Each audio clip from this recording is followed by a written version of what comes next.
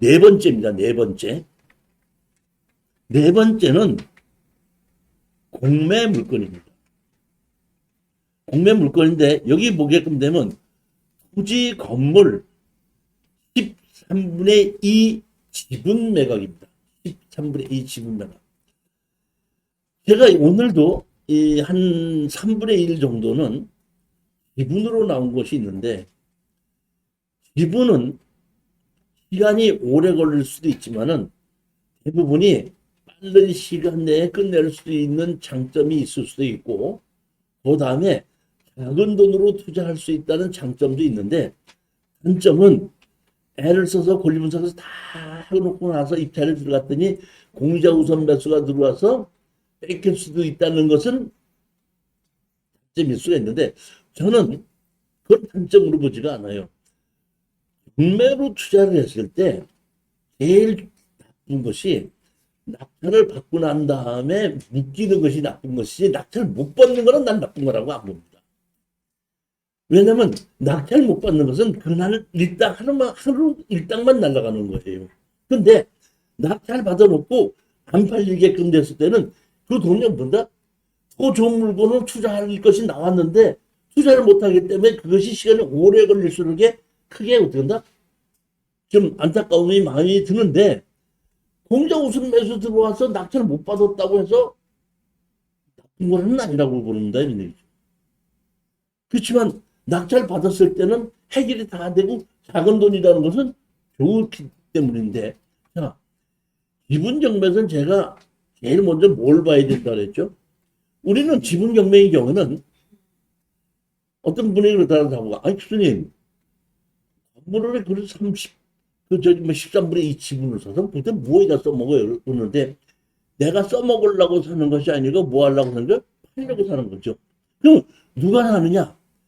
지분으로 여러 명이 같이 갖고 있지만은 실질적으로는 뭐야? 그 건물의 주인 노릇을 하는 사람이 있죠. 그러면 그 주인 노릇을 하고 있는 사람이 경제적인 능력이 있다고 할 때는 그 사람이 어떤다? 현지되겠죠.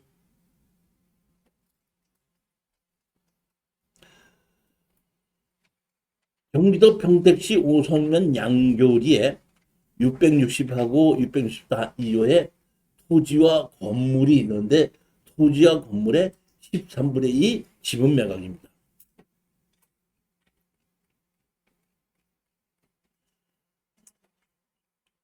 여기 보시게끔 되면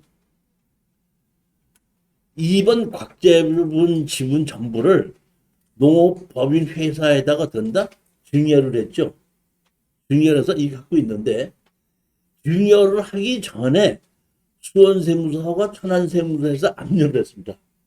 그러니까 증여를 했더라도 증여하기 전에 압류를 했기 때문에 증여하더라도 그 세금은 그대로 따라오게끔 돼서, 그래서 경매를 집어넣는 겁니다.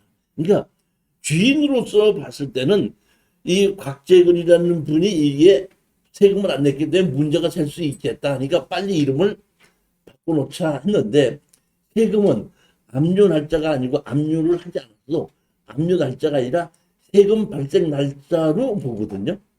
그렇기 때문에 이 사람이 압류를 하기 전에 이름 바꿔놨다고 하더라도 그 당시에 세금을 발생한 날짜로 보고서 세금 발생 날짜 후에 증여를 했기 때문에 이것은 공매로 나온 거니까, 제가 보기에는 주인이 이 곽재근 지분을 뺏기면 안 되니까 어떡한다?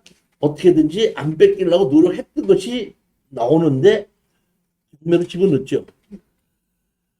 자, 보시면 그래서 농업 주식회사 보면 공유자로 돼 있는 겁니다. 이게 그거가 경매로 나온 겁니다.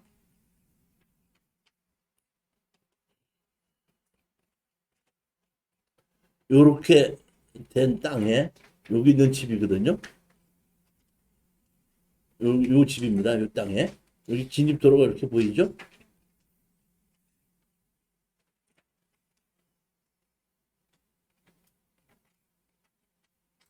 집이 괜찮죠? 집 주인이 돈이 있어 보이죠? 그러면 이거는 우리가 사기만 하면은 건물 주인이 된다? 다시 할 수밖에 없다는 얘기입니다. 그러면 자 봅시다. 우리는 건물 주인한테 팔아야 되죠. 하는데 가장 중요한 게 뭐냐면 가격을 결정해야죠. 얼마에 파느냐가 중요하지 않습니까? 그럼 우리가 가격 결정을 할 때 사는 사람이 얼마라면 내가 사고 그 이상은 안 사 이렇게 결정할 수도 있고 중간에서 공인중개사가 이걸 얼마입니다 하고 중간에서 공인중개사가 결정해 주는 것이 있고 가격을 하는 사람이 나 얼마 아니면 안 팔어 이렇게 결정할 수 있는 가격 결정이 세 가지가 있다는 얘기입니다. 그러면 사는 사람이 얼마 이상이면 안 살 때는 사도 그만이고 안 사도 그만이다 할 때는 사는 사람이 결정을 해요. 근데 둘을 다 비등비등할 때는 중개사가 결정해요. 근데 꼭 우리가 안 사면 안 되는 때는 어떻게 한다? 가격을 누가 결정해? 파는 사람이 결정하죠. 그러니까 이런 것도 우리가 가격을 파는 사람이 결정하고 안 팔어? 안 팔으면 어떻게 하자? 저기 얼마 줘? 안 줘? 알았어. 그럼 다 팔아서 나누자. 그러니까 다 팔아서 나누자고 하면은 나한테 이득은 크게 없지만은 상대편에게 남는 거 주는 거 아닙니까?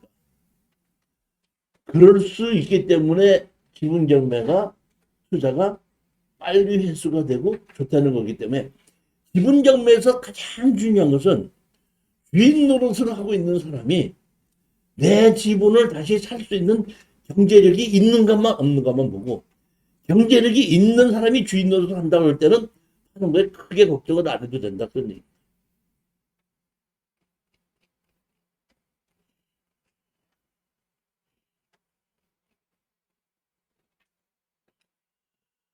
오늘이 8일이니까 여기 이제 넘어가고 6,700이 넘어가고 이제 6천만 원을 가지고 다음 주부터 시작하겠죠?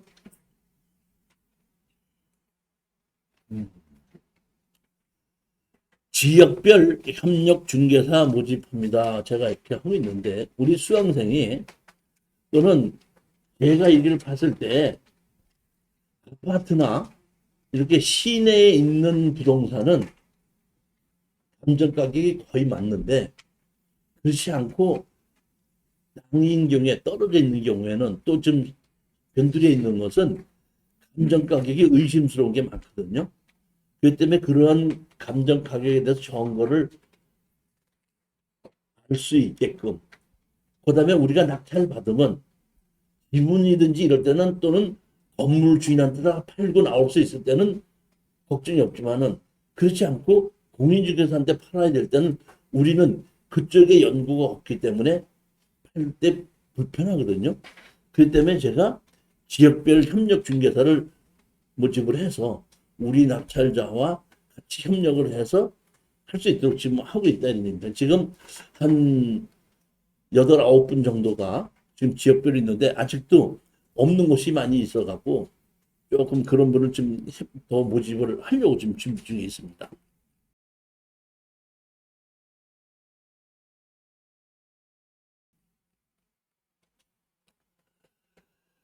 다섯 번째 물건입니다. 이거는 제주시에 있는 오등동인데 이것도 5분의 1 지분 매각입니다. 채무자들과 세입자가 돼 있고 채권자 중에서 김창환이라는 것의 대위 상속 후 그 다음에 청구를 한 겁니다. 누군가가 집을 어떤 걸 갖고 있었는데 채권자가 봤을 때는 채무자가 상속을 받지 않고 회피를 해버린 거예요. 다른 사람이 받게끔. 그러니까 채권자가 너 왜 정식을 네 이름으로도 상속을 받아야 되는데 안 받았냐 해갖고 일부러 대위 상속을 시켜놓고 강제 경매로 집어넣은 거거든요. 보게끔 되면 여기 강제 경매도 얼마죠? 4천만 원이죠. 근데 여기는 얼마죠? 1억이죠. 그러면 1억이면 여기 보면 1억인데 둘 중에 하나죠. 4천만 원을 가지고 피하를 시키는 방법이 있고 또 하나는 우리가 낙찰을 받으면 낙찰 받는 걸 가지고 자기가 어떻게 한다 다시 하는 방법이 있을 수 있겠죠. 제가 보기에는 이거를 피하를 시킬 수도 있는데 만약에 그번에 강관효라는 분이 다른 빚을 한 개도 없이 여태까지 있었다고 할 때는 제가 보기에는 취하시킬 수도 있습니다. 근데 강관효라는 분이 또 다시 다른 빚이 있다고 할 때는 할 수 없이 취하를 시키지 못하고 우리가 낙찰받는 것을 그런다 다시 사야지 되겠죠. 근데 제가 보기에는 이것도 원래 이렇게 강제노라고 해가지고 대위로 상속을 시켰지 않습니까? 상속을 시키기 전에 주인 노릇을 하고 있는 사람이 있을 테니까 그 사람이 보면 같이 이거를 할 것이다 판단을 하고, 그리고 제가 이것도 지분이다 보니까 추천하게끔 된 물건입니다. 집 상태는 상당히 이렇게 이쪽에 있고, 대문 여기 조그만 곳에 이제 버거킹이라고 해서 빵집이 있고 바로 뒤에 이렇게 집이 있거든요. 근데 땅도 넓고 이렇게 집이 이렇게 괜찮아요. 3층까지 지어가지고 같이 가족들이 이렇게 살고 있는 것 같더라고요, 보면.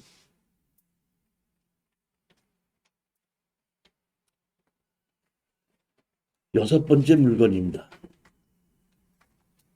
2021 타경 11522. 이것도 9분의 2 지분 매각입니다. 강제 경매로 1,700만 원에 신청을 한 거거든요. 이거는 제가 보기에는 강제 경매를 신청해가지고 한 사람이 조금 이렇게 경매에 대해서 조금 아시는 분인 것 같아요. 강제 경매 청구 금액이 지금 1,900이 1,700만이죠, 여기에. 1,700이 있고 뭐 했는데 여기 보게끔 되면 2,900이죠, 지금. 2,900이잖아요. 자, 이거는 제가 보기에는 취하되는 것이 99%라고 생각합니다. 그러니까 여러분들도 이거를 낙찰 받으면은 아마 취하돼서 취하 동의서를 받는데 한 2, 300만 원 받는 걸로 빨리 끝나는 걸로 맞다고 보는데, 제가 여러분에게 권리 분석을 해드리기 위해서 설명하는 건데, 이 낙찰을 받는 것 말고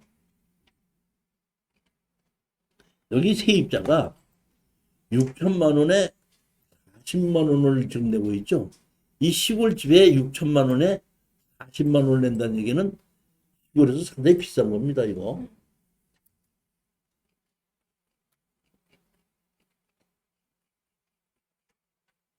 땅이 나온 곳이 기호 1번이 있고 기호 3번이 있죠. 그렇죠? 근데 이게 보면 1번 건물 2번 3번 이렇게 돼 있는데, 이것이 그래서 1번 2번 별도로 경매 집어넣고 요거 기호 3번은 경매 신청을 별도로 했어요. 그럼 왜 그랬냐? 여기는 대지고 여기는 뭐예요? 전이거든요. 그러면 같이 이거를 경매로 집어넣게끔 되면 전을 가지고 농지적을 안 해줄 수 있죠. 그렇잖아요, 보면. 그러다 보니까 그러면 안 해준다고 해서 가격이 떨어지게끔 되면 자기가 돈 회수가 안 될 수가 있다 보니까 이 사람이 처음부터 신청을 이거 대지 따로 이거로 했는데 실질적으로 이게 다가 하나의 건물이에요. 그럼 가운데 여기 보게끔 되면 이렇게 보면 지적도상 이렇게 나가 있죠. 이게 뭐냐면 이렇게 보면 여기 지적도상 이렇게 들어있고 건물이 이렇게 넘어와 있죠. 넘어와 있는데 이건 지적도상 도로긴 하지만 이것도 아까의 평택과 안성과와 마찬가지로 이건 뭐야? 폐도로입니다. 그러니까 원래는 건물 주인이 이 폐도를 여기서부터 여기까지 잘라가지고 이거를 취득시효를 주장해서 내 걸로 만들면 되는 거예요.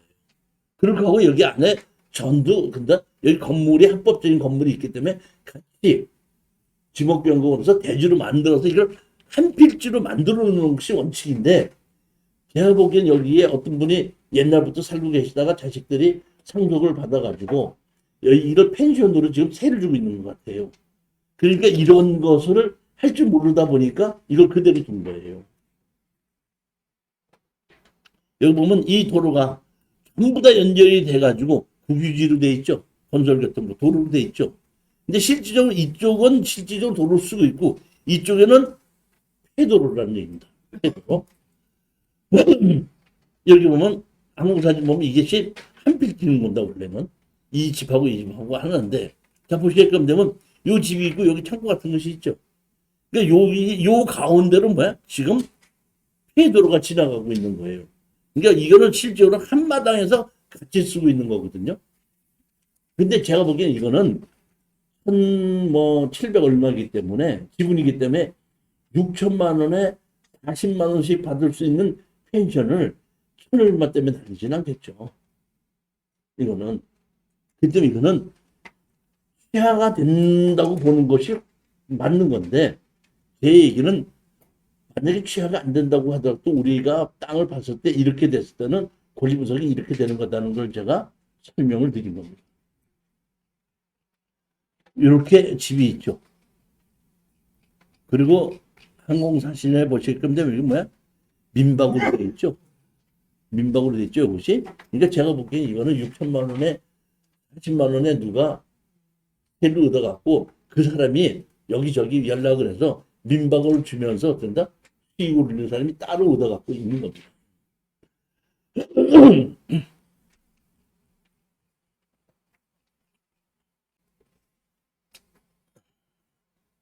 지금 현재 10월 달에 제가 이제 토지개발 완 이렇게 강의를 하고 있고 11월 달에 이제 토지개발 2를 강의를 하는데 토지개발 완은 땅에 대한 것을 그 허가를 받기 위한 인허가를 받기 위한 규제 토지개발이다 하는 거는 뭐가 개발이에요? 토지개발. 토지개발이 뭐예요? 이거 토지개발을 그러면 뭐 포크레인 갖고 땅 뭐 이렇게 밀고 닦고 뭐 하는 걸로 생각을 하는데 우리는 땅에다가 인허가를 받는 것은 개발이다 이렇게 보시면 되는 겁니다. 인허가만 받을 줄 아는데 그러니까 토지에 여기는 어떤 규제가 있기 때문에 어떤 인허가를 받을 수 있는가가 이제 토지개발원이고 뭐 인허가를 받는다는 것은 건물에 관한 인허가를 받는다는 얘기지 농사를 짓는 걸 인허가를 받는 건 아니잖아요. 그러니까 여기 보면 이 토지개발2는 전부 다 건축법에 관한 거예요. 건축 허가를 한 것, 착공 신고, 용도 변경하는 거, 뭐 이런 그러니까 그 무허가 건물 양성화시키는 거, 위반 건물인 경우는 어떻게 하는 거, 그다음에 건축법에도 보건원은 공소시효가 있거든요. 그러니까 내가 무허가 건물을 샀어. 그럼 철거하고 철거할 때가 돈 내라면 어떡하냐 이렇게 되는데 사실은 보면 그것도 뭐야 공소시효가 있기 때문에 그 공소시효가 지났을 때는 그런 요구를 할 수가 없다 이런 얘기입니다. 공소시효가 있죠. 지금 저기 누구야? 정치에 뭐 우리 그 누구지? 이 누군가? 아니 저기 뭐야 이준석이 뭐 어떻게 했다 했는데 뭐 했더니 뭐 공소시효가 지났어 또 뭐 안 된다 뭐 이렇게 한 거 아닙니까? 그러니까 모든 대한민국 모든 범죄는 뭐가 있다? 공소시효가 있는데 건축법에 위반한 것도 공소시효가 있는데 그 공소시효를 어떤 식으로 주장했을 땐 인정이 되고 어떤 식으로 주장했을 땐 인정이 안 되느냐 그런 것도 우리가 배워야 된다 이런 얘기고 그 다음에 뭐야 12월 달에 뭐야 도로 그 다음에 1월 달에 농지 그 다음에 특수경매 수성경매에서 제가 총 책을 6권을 썼는데 이 6권을 매달 한 달에 한 권씩입니다. 그러니까 매월 첫 번째 월요일 날이나 화요일 날 월요일 날은 7시 화요일 날은 3시에 이걸 가지고 돌아가면서 강의를 하는데 나는 도로만 필요하다. 나는 농지만 필요하다 할 때는 한 과목만 신청하게끔 되면 10만 원씩을 받고 전부 다를 신청하면 60만 원을 받는데 한 과목을 신청했을 때는 한 과목으로 끝나지만은 60만 원을 내고 일체를 신청하게끔 됐을 때는 1년 동안을 반복해서 수강할 수 있게끔 해드리는 조건이 있다. 그렇게만 아시면 됩니다. 여기 보시게끔 되면 여기 이번에 그 토지개발 맨 마지막 시간에 국유지 불화 점유 그런 것이 하고 토지 분할하는 것이 정확하게 이번에 여러분들한테 설명을 드릴 예정입니다.